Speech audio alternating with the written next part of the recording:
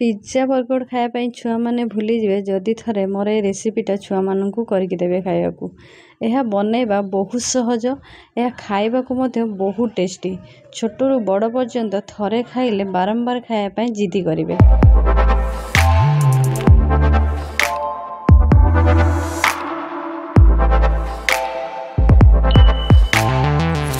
नमस्कार, food seed को आपण मानकू पुणी थरे बहुत बहुत स्वागत।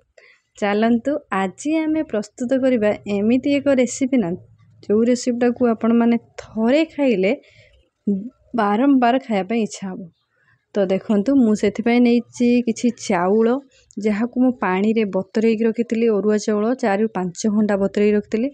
एबे आमे ताकू छाणी की गोटे मिक्सचर जार रे पकेदवा। देखंतु मिक्सचर जार रे पकेदेली ता देहरे मु किछि पानी देकी भल भाबे गोटे स्मूथ पेस्ट फास्ट आमे बनेदवा। देखंतु एबे हमरो स्मूथ पेस्ट रेडी हो गलानी। तो एबे आमे गोटे बाउल को बाहर करनबा जो पेस्ट ओडा स्मूथ पेस्टा बाहर करनबा। तो बाहर करनी सारा परे आमे ता सहित किछि घरे जिंस अछि जहाँ को आमे ऐड करिबा। तो सेथि पई घरे जिंस मु पियाज ऐड करछि। देखंतु पियाज को छोट छोट करी काटी देली, काटी के पियाज को मु ऐड करली। ता सहित ऐड करछि देखंतु मु घरे उपकरण बेसी किछि माने बाहर नुह घरे उपकरण। पियाज पकेली, गोटे कंचा लंका को छोट छोट करिके काटिकी पकेदेली। तो 1 इंच अदा को छोट छोट करिके मु काटिकी देछि। ता सहित गोटे टमाटो को मु ताकू छोट छोट चुन चुन करिके पूरा काटी देछि, काटिकी ताकू ऐड करछि। ता सहित धनिया पत्र किछि मु चुना चुना करिके काटिकी ताकू ऐड करछि। जहाँ फल धनिया पत्र पड़ले ना स्वादटा बहुत भल लगी थाए। तो स्वाद अनुसार मु लूण पकेली, पाखापाखि आधा चामच लूण। तो लूण देली ता सहित मु ऐड करिछि किछि आलू जहाँ को मु भलाबे आलू को मु सिझे देइथिली। तो सिझे के आगुरु रखिथिली से सिझा आलू को मु चोपा छड़ेकी तो ताकू मु चकड़ी की पकेइछि। पाखापाखि मु 3 ରୁ 3टी आलू पकेइछि। चुन चुन करके आलू 3टा मु पके देछि। आलू पकेले ना ये मसलादार पिठाटा बहुत टेस्ट लगी थाए। ओ ता सहित मु किछि मसला ऐड करछि जेमिति कि जीरा पाउडर मु आधा चामच देछि, हळदी पाउडर आधा चामच देकी ताकू आमे भल भाबे मिक्स करनबा। जा फल रे कि हमर जो आण सहित ये मसला आलूर मिश्रणटा भल भाबे हे जिवो। देखंतु एई भली भाबरे भल भाबे मिक्स करना फास्ट। लास्ट रे आमे पके दबा गरम मसला। गरम मसला पकेले तो जानिथिबे ता टेस्टटा केते बढ़िया आसी थाए। तो आमे जेहेतु मसलादार पिठा करछंती तो एक मसलाडा पकेले तार जबरदस्त टेस्ट आसीबो। तो एबे आमे गोटे छुंको दे दबा। छुंको देबा पई मैं गोटे बाउल बसेली। बाउल गरम हैला परे मु सोरिष किछि कला सोरिष देली। ता सहित भुसुंगा पत्र 2 डेम्फी ताकू मु पत्र गुड़ा पकेली। पकई गोटे भल भाबरे तड़का छुंको दे देली।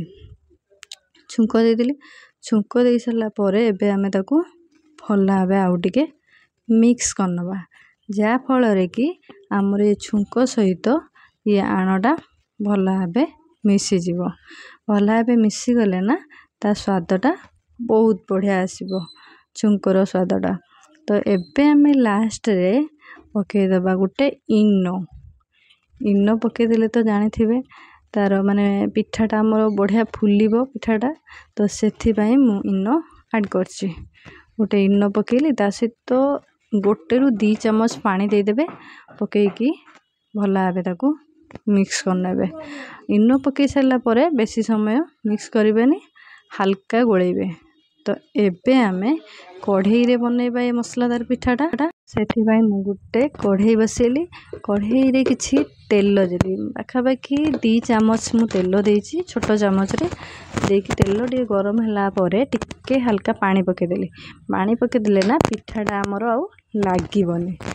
तो देखंतु पानी पके दे सारला परे जो आण रखिथिली तेल तो आम परफेक्ट भाव में गरम हो जाए आण रखी जो ताकू आम एबे दबा से आण को 3 ରୁ 4 चामच खंड मु आण देइछि पाखापाखि देकी भल भाव ताकू एमती माने स्प्रेड कर देइछि जहाँ फल कि पिठाटा आमर बहुत बढ़िया हम सबुआड़े सबू जगह आमर सामान रहिबो माने गोटे जगह मोटा खाल रहिबोनी से भल भाव स्प्रेड करदेली पर एबे आमे ताकू गोटे घोड़नी रे घोड़े दबा तो घोड़े की 10 ରୁ 15 मिनिट पर्यंत आमे कवर करके छाड़दबा तो जहाँ फल कि पिठाटा आमर भल भाव सीझीज देखु पिठा आमर भल भाव सीझी गलानी तो एबे आमे उलटै दबा माने भल भाव उलटै दबा जहाँ फल कि गोटे पट हो जाए आर पटटा भल भाव हो देखु पिठाटा आमर केते सुंदर होइछि बढ़िया होइछि पिठाटा जदि आपण मानकू मो वीडियो भल लागिबो